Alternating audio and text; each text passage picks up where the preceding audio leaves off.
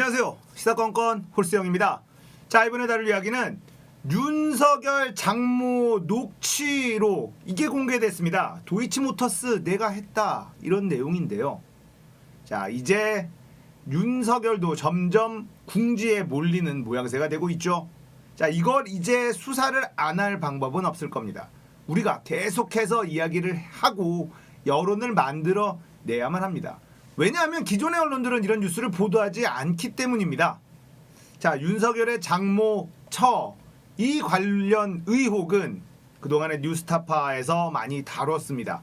꾸준히 다루고 있는 내용인데, 일단 윤석열 장모 최 씨와 한 지인이 통화를 한 내용, 이게 입수가 됐는데요. 한번 들어보시죠.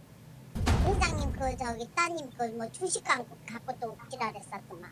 그건 상관없어. 왜냐면 주식은 할 일도 없고, 그때 우리 애가 교수직에 있었기 때문에 아무것도 안 했어. 아무것도 안 했기 때문에. 그리고 그게 시효가 다 지난 거래. 딴 사람이 했어도 다 그랬기 때문에 걔네들이 손을 못 댄 거지. 우리 다른 사람 가만히 있나? 그러네. 그러니까.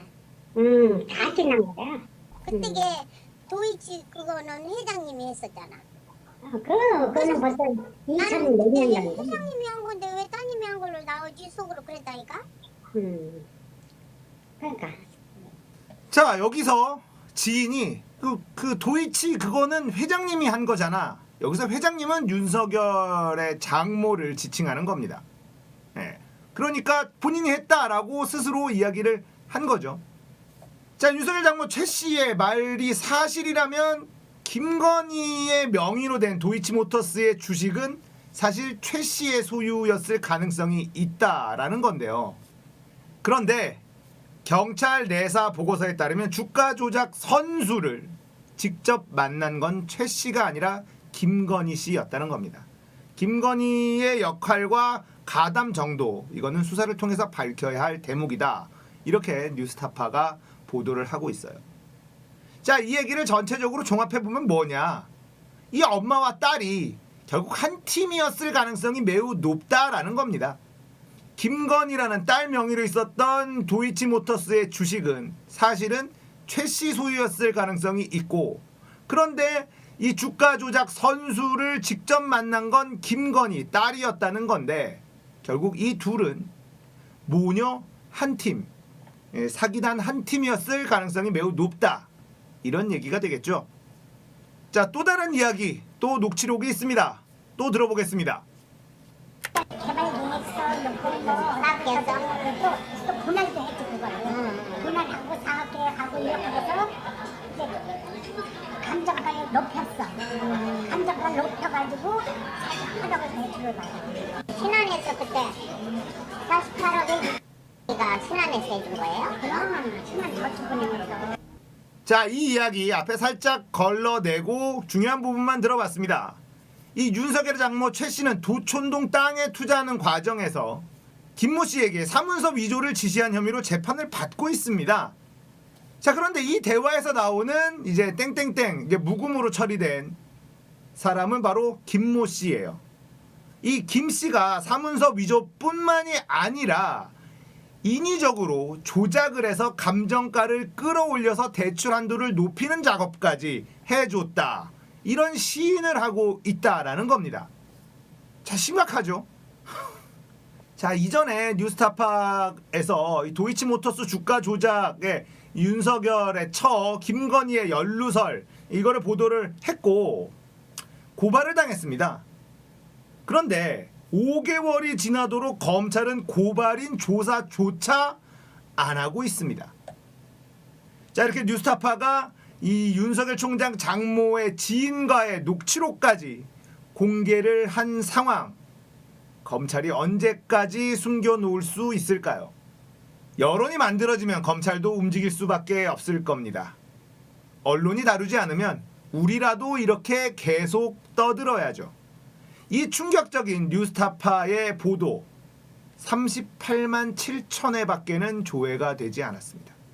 수백만 회가 조회가 됐어야 되는 일 아닌가 싶은데, 그만큼 뉴스타파라는 곳이 정말 취재를 잘하지만 영향력이 떨어지는 건 어쩔 수 없는 현실입니다. 그래서 뉴스타파가 MBC PD 수첩과 손잡고 같이 어떤 취재를 하는 경우가 종종 있죠.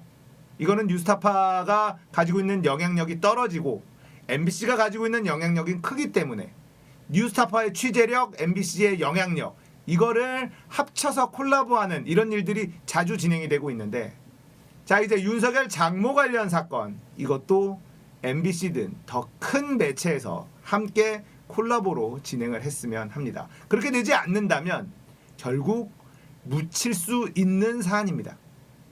자, 뉴스타파가 정말 좋은 취재를 하고 있다라는 이야기 여기서 한 가지 더 드리자면요. 박덕흠 의원 1,000억이 아니고 2,000억이 아니고 3,000억이 아니고 조단이다라는 이야기가 나오고 있다. 이 얘기 말씀드렸잖아요. 그런데 그 예전 4대강 공사 시절 뉴스타파에서 이 MB의 측근들이 건설 수주를 쓸어갔다. 이런 보도를 뉴스타파에서 했었습니다. 박덕흠 그 가족의 회사들이 약 5조 원 수주했다라는 보도를 했었습니다. 하지만 이 보도는 묻혀버렸죠. 뉴스타파가 그만큼 취재력이 좋다. 그리고 무엇을 취재해야 하는지 정확하게 알고 있는 언론사다. 이렇게 생각되는 대목입니다. 박덕흠 파도 계속 나오는데 4대강 사업 때 이 MB의 최측근들이 수주했었던 금액들 이런 것도 사실 다 조사해야 되는 대목입니다. 그 돈 중에 얼마나 많은 부분이 MB 측으로 흘러 들어갔을 것인지는 안 봐도 보이는 부분이죠. 자, 그리고 끝으로 조국 전 장관 관련 재판, 웅동학원 재판 이 이야기 다루겠습니다. 자, 사안은 뭐였느냐? 조국 전 장관의 동생, 이 남동생이 건설회사를 하고 있었는데 이 웅동학원이 이전을 하면서 건설이 일어났어요. 뭐 다시 건물을 지어야 되니까. 이때 공사 대금을 이 아들에게 줘야 될 공사 대금을 제외하고 나머지 회사들은 다 지급을 했어요. 아버지가. 이 아들한테만 돈을 안 줬어. 그래서 이 부채가 학원과 이 남동생 아들과의 부채 관계가 남아 있었습니다. 그런데 이걸 가지고 시비를 걸어요. 그래서 이거는 짜고 치는 고스톱이다. 그리고 엄청 높은 이자를 챙기려고 한 것이다. 그리고 이거를 제대로 챙기기 위해서 위장 이혼을 했다. 이런 말도 안 되는 공격을 했었고, 이거는 언론에서 정말 대서특필했었던 내용인데 모두 다 무죄 판결 났습니다. 조국 정경심 교수 그 부모, 동생, 이혼한 그 동생의 아내까지 전부 다 꺼집어내서 그렇게 공격을 했었던 사안이었거든요. 가족 사기단을 만들었었던 일이죠. 이거 전부 무죄 났거든요. 자, 근데 이것도 왜 이런 공격을 했느냐 생각해보면은 간단합니다. 이들은 이렇게 해 먹었기 때문에. 우리라면 이거 당연히 이렇게 해 먹는 수순이잖아. 이건 공식이잖아. 이거 뭐 뻔한 거 아니야? 얘네들 딱 해 먹었네. 우리라면 늘 해먹던 수법이니까. 이거였어요. 확신을 가지고 기소를 했지만 전부 다 무죄 났습니다. 세상이 자기들과 똑같은 사람들만 있다라고 착각하는 이 늘 해먹는 나쁜 인간들. 이들이 기득권 세력을 유지하고 있기 때문에 대한민국에 아직 갈 길이 멀었다라는 거죠. 이들의 기소를 보면 거의 그런 식이에요. 확실한 증거가 없지만 확증 편향. 단정 짓고 갑니다. 그래서 일단 기소를 하는 거죠. 왜? 우리라면 이렇게 했을 거니까. 이건 뻔히 보인다. 조금만 파면 줄줄이 나올 수밖에 없다. 이런 생각을 가지고 사는 인간들이죠. 웅동학원 건 모두 무죄 났습니다. 자, 그런데 언론에서는 이걸 어떻게 보도하느냐? 별다른 보도를 하지 않는 데다가 그 보도의 타이틀도 별다른 반성이나 검찰을 비판하는 이런 것들이 없습니다. 온 가족을 파렴치한 사기 가족단으로 만들어 놓고 그거에 대한 사과 한 줄 없고, 예를 들어 가족 사기단 누명을 벗었다, 뭐 이런 식의 헤드라인이라도 뽑아줘야 되는 게 아닌가라는 이야기도 있더라고요. 하지만 대한민국 언론 그렇게 하지도 않고 이 이야기를 많이 다루지도 않습니다. 이들이 늘 해먹었던 방식, 그게 조국 전 장관의 가족들에게도 적용이 됐을 것이다 라고 생각했었던 것. 하지만 조국 전 장관의 가족들은 이 늘 해먹던 이 나쁜 사람들과는 아예 결이 다른 부류의 사람들이었습니다. 그러니까 모두 다 무죄가 났죠. 자, 이제 이렇게 무죄가 난 무리한 기소를 했었던 이 검찰에 대해서는 어떻게 벌을 내려야 할 것인가에 대한 고민이 들어가야 됩니다.